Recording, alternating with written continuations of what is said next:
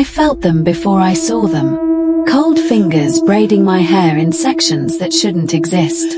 1, 2, 3, 4. I kept counting.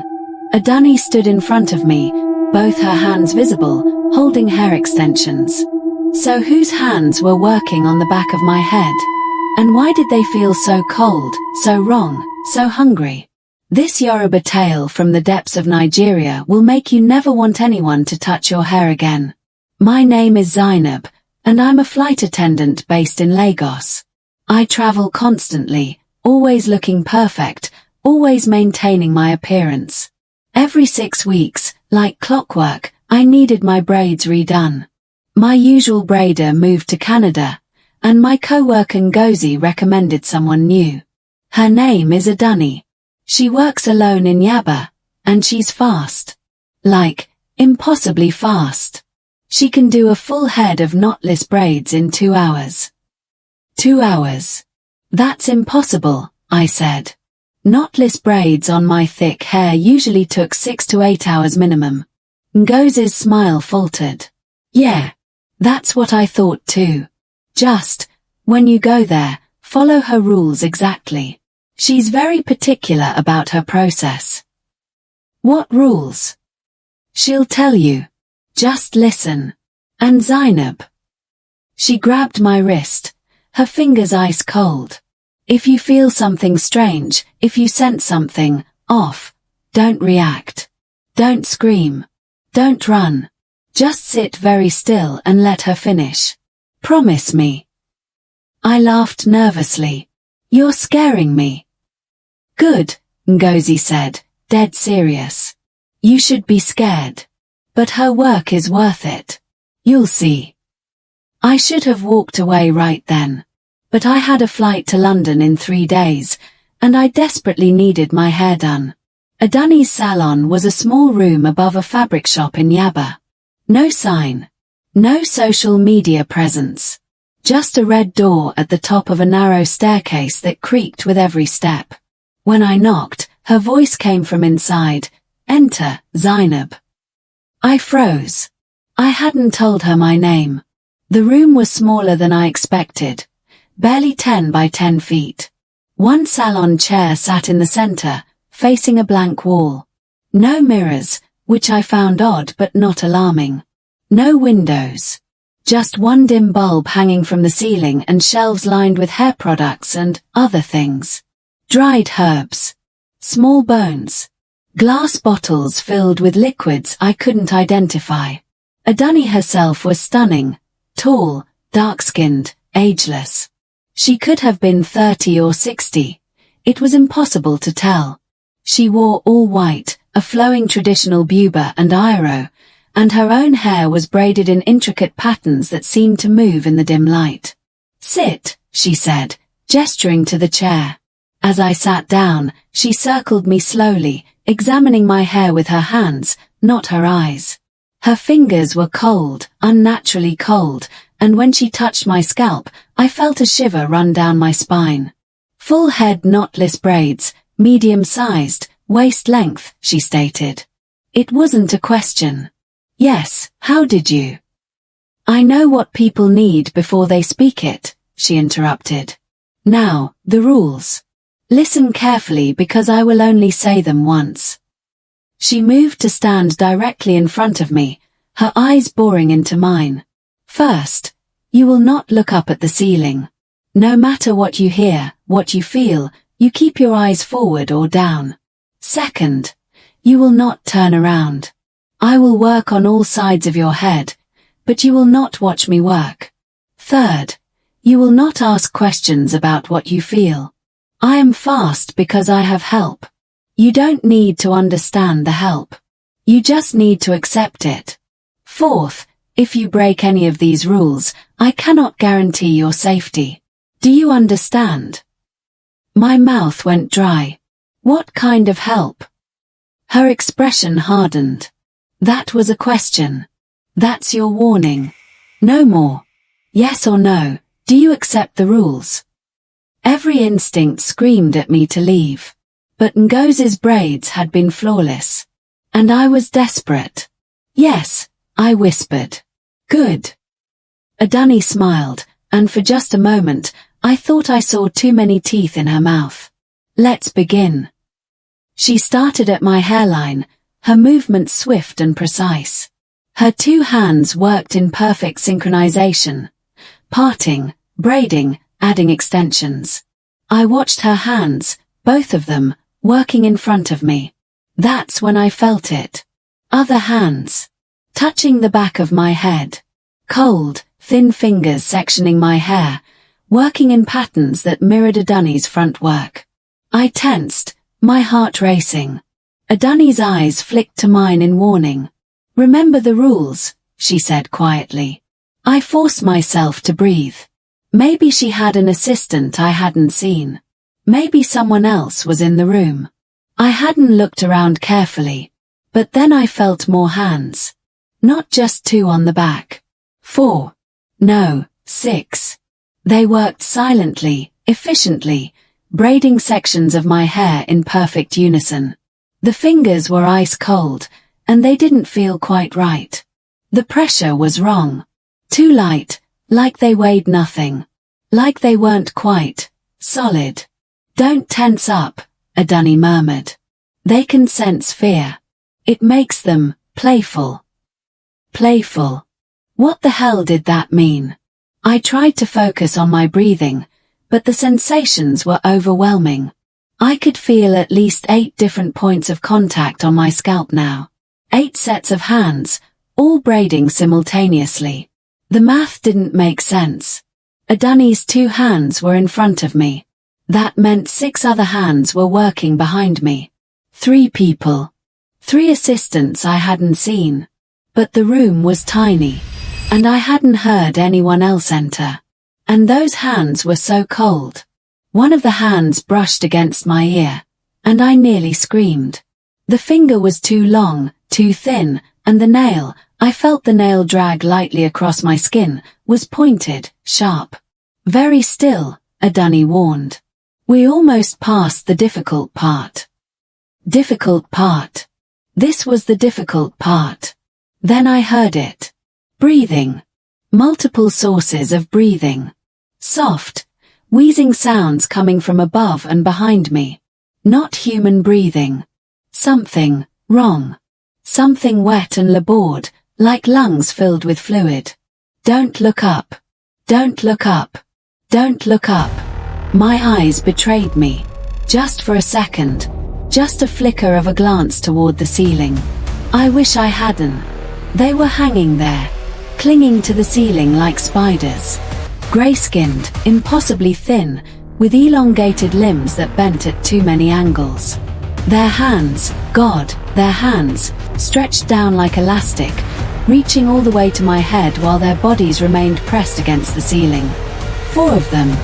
Maybe 5. Their faces were barely human, just suggestions of features. Hollow eyes, no noses, mouths that were too wide, filled with needle-like teeth. And they were smiling at me. One of them, the closest one, tilted its head when our eyes met. Its smile grew wider, impossibly wide, and its hand, the one braiding my hair, suddenly gripped tighter, pulling at my scalp painfully. I said, "Don't look up." Adunni's voice was sharp, panicked. But it was too late. All of them had stopped braiding. All of those grey, skeletal hands were now just holding my hair, gripping it. I could feel their fingers tightening, their sharp nails pressing against my scalp. The breathing sounds got louder, more excited. One of the creatures made a sound, a clicking, chittering noise that made my teeth hurt. "Please," I whimpered. "Please, I'm sorry." "Be very, very still," Adunni said, but now she was moving around the chair, positioning herself between me and the ceiling. She began speaking rapidly in Yoruba, words I didn't understand, old words that felt heavy in the air. The creatures chittered back, their voices overlapping, arguing with her in that ancient language. One of them yanked my hair hard, making me cry out. Adunni shouted something, and suddenly she pulled out a small knife from her waist. She cut her own palm, blood welling up dark and thick, and then she reached up and smeared it across the wall in specific patterns, symbols that glowed faintly in the dim light. The creatures shrieked. Their hands released my hair all at once, and I heard them scuttling across the ceiling, away from the symbols, retreating to the corners of the room. But they didn't leave. They just waited, watching. The clicking sounds continued, softer now, but constant. "Foolish girl," Adunni hissed at me, wrapping her bleeding hand in cloth. They were being gentle. They were just helping. But you looked. You acknowledged them. And now they think you can see them. Now they're interested in you. What are they? I sobbed. Orun-dwellers, she said. Spirits from the space between worlds. They hunger for life, for warmth, for the energy that flows through hair, our crown, our spiritual antenna. I made a bargain with them long ago. They help me work faster, and in exchange, I feed them small amounts of energy from my clients. Nothing harmful. Just a little bit. You would never even notice. She returned to her position in front of me, her hands resuming the braiding. But now she was working alone. The creatures stayed in the corners, but I could feel their eyes on me. But now you've seen them. Now they want more from you. They want to know if you taste different than the others. My whole body was shaking. Please, I just want to leave. If you leave now, with the work half finished, they will follow you, Adunni said flatly. They'll crawl through your mirrors, hide in your shadows, touch you while you sleep. The only way to satisfy them is to let me finish. To let them finish. They need to complete what they started. No, please. Or I can cut your hair off right now, all of it, and you can leave bald. The connection will be severed. Your choice. I looked at her hands, still braiding the front sections perfectly. Then I thought about those things following me home, touching me in the dark. Finish it, I whispered. Just make it fast. Adunni nodded and called out something in Yoruba. The creatures descended again. But this time, I could see their arms stretching down in my peripheral vision, grey and impossibly long. This time, I felt every individual finger as they resumed braiding. This time, when they breathed their wet, rattling breaths, I could smell it, rotten cold earth and something ancient. I closed my eyes and prayed. 2 hours. She said 2 hours, and somehow, impossibly, she was right. When Adunni finally said, finished, I was drenched in sweat, shaking, crying silently. But my hair was done. Perfect knotless braids, every single one flawless, every part immaculate. Stand up, she ordered. Slowly. I did. Above me, I could still see them clinging to the ceiling, watching me with those hollow eyes. But they weren't smiling anymore. They looked satisfied. Fed. Adunni walked me to the door, and for the first time, I saw her smile genuinely. You did well. Better than most who see them. Will they follow me? No. The work is complete. The bargain is fulfilled. They got what they needed from you. She paused. Though I should warn you, you'll feel tired for the next few days. Drained. That's normal. You gave them more than usual because you saw them. Think of it as extra payment. She opened the door, and the light from the stairway seemed impossibly bright. Your braids will last 3 months instead of 6 weeks, she continued. That's their gift to you for being brave. But Zainab, never come back here. You've seen too much. Next time, they might want more than just energy. I stumbled down the stairs and didn't stop running until I reached the main road. That was 6 weeks ago. My braids are still perfect. Not a single one has frizzed or loosened. I catch my reflection sometimes and marvel at the work. It's the best my hair has ever looked. But I also notice other things. Sometimes, late at night, I feel cold fingers touching my scalp. Gentle. almost affectionate. Like they're checking on their work. I see shadows in my peripheral vision that move wrong, that have too many limbs. And 3 nights ago, I woke up to find a single grey hair on my pillow. But here's the thing, it wasn't my hair. It was too thin, too wrong, and when I touched it, it disintegrated into dust. This tale teaches us about the hidden costs of convenience, of beauty, of wanting things fast and perfect. In Yoruba tradition, hair is sacred, it's our spiritual crown, the antenna that connects us to the divine and to our ancestors. When we let others touch our hair, we're letting them access that spiritual energy. Adunni made a bargain with things that shouldn't be bargained with.